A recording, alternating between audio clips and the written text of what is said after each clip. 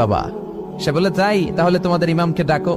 সাইয়েদনা ইমাম আবু হানিফা টাইম দিলেন, এই জুমার দিন, আজকে জুমার দিন না, এই জুমার নামাজের পরে ঠিক ভর দুপুরে 2টায় সবাই আমরা একত্রিত হব। নাস্তিকও আসবে, সাইয়েদনা ইমাম আবু হানিফাও আসবে। জুমার সালাতের পরে লোকের বন্যা বয়ে গেল, বাঁধ ভাঙা জোয়ার, অনেক মানুষ।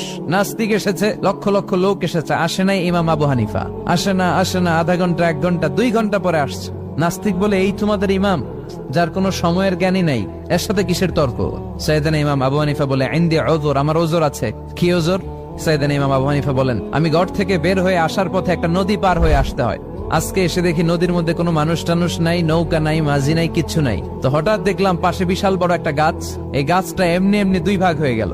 হঠাৎ গাছ থেকে এমনি এমনি লম্বা তক্তা হয়ে গেল, এমনি এমনি তক্তাগুলো জোড়া লেগে নৌকা হয়ে গেল। আর নৌকা আমার সামনে আসলো, মাঝি ছাড়া, লগি বৈঠা ছাড়া। আমি নৌকায় যেয়ে বসলাম, নৌকাটা আমার নিয়ে টান দিয়ে সাঁ করে ওপারে নিয়ে গেল। তো